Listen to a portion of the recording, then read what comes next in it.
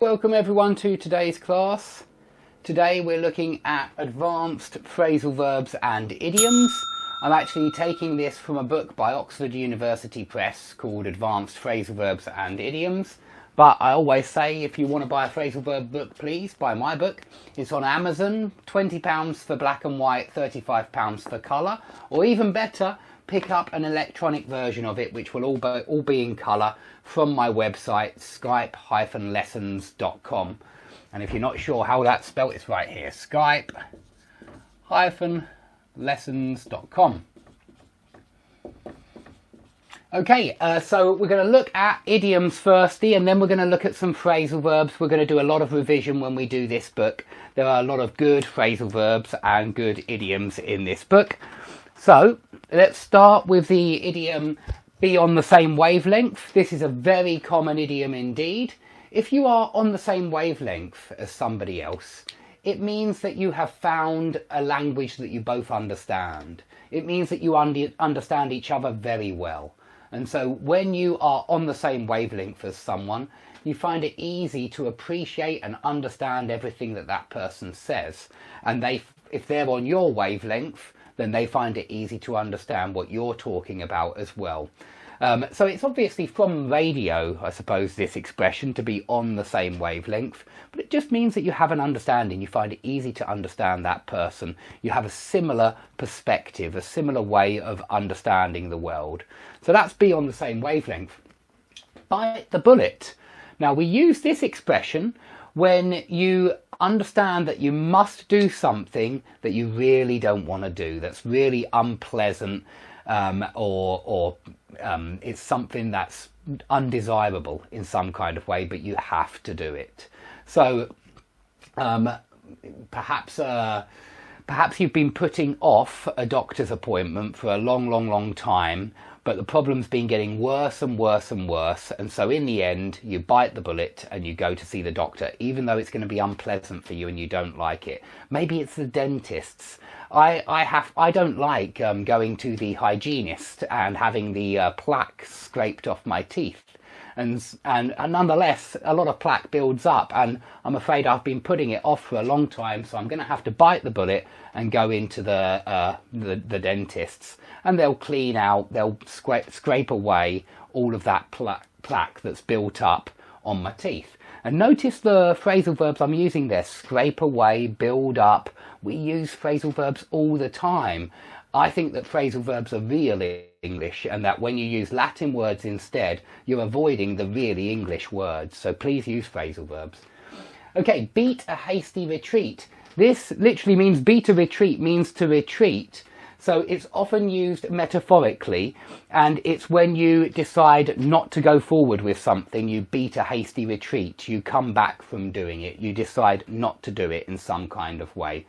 So if you beat a hasty retreat, you withdraw from something or pull back from something. Notice the phrasal verb again: pull back, draw back. You withdraw from something, you retreat. If somebody takes the wind out of your sails, or if something takes the wind out of your sails, think of the wind as your enthusiasm or your motivation. And if something takes that away, you lose your enthusiasm, or you lose your confidence, or you lose your motivation about something, very often confidence. And so perhaps you're doing really well at school, but then you get a bad mark and it takes the wind out of your sails. So you lose your enthusiasm, you lose your confidence. Okay, to be in the saddle. This is a horse riding idiom, and if you're in the saddle, you're in control. You've got your hands on the reins of the horse, and rein is right here. But if you've got the hands on the reins of the horse, you're in control. So to be in the saddle is to be in a position of responsibility or control. It's to be in charge, to be in the saddle. If you get your wires crossed, if two people get their wires crossed, they have a misunderstanding. And so to get your wires crossed in some kind of way is to get the wrong end of the stick. This, I suppose, is slightly different, get the wrong end of the stick, but they are connected.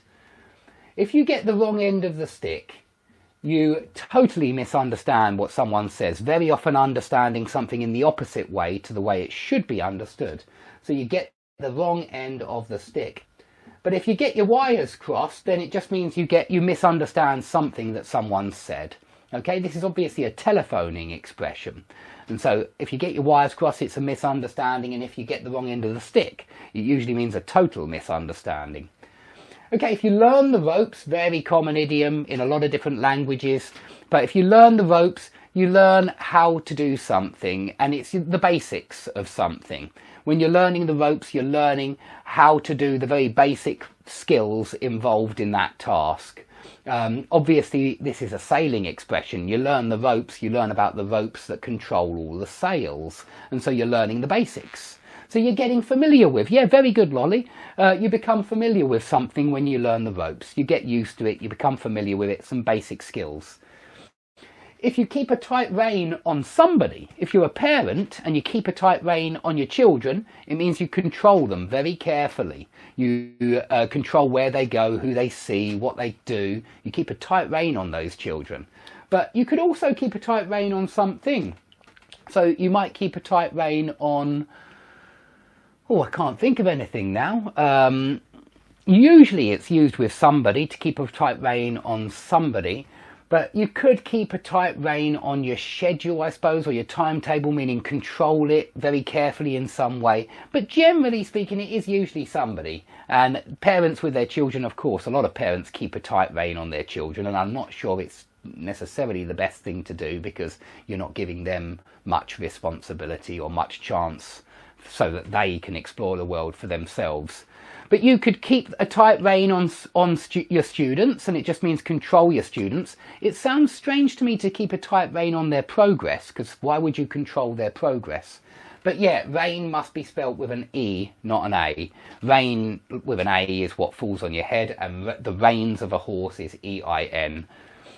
Okay, now we're coming on to the phrasal verbs. So there are a load of phrasal verbs in this. This is actually from chapter 2 of this book, Advanced Phrasal Verbs and Idioms, or chapter 2 or chapter 3. But talk somebody out of something is to dissuade them.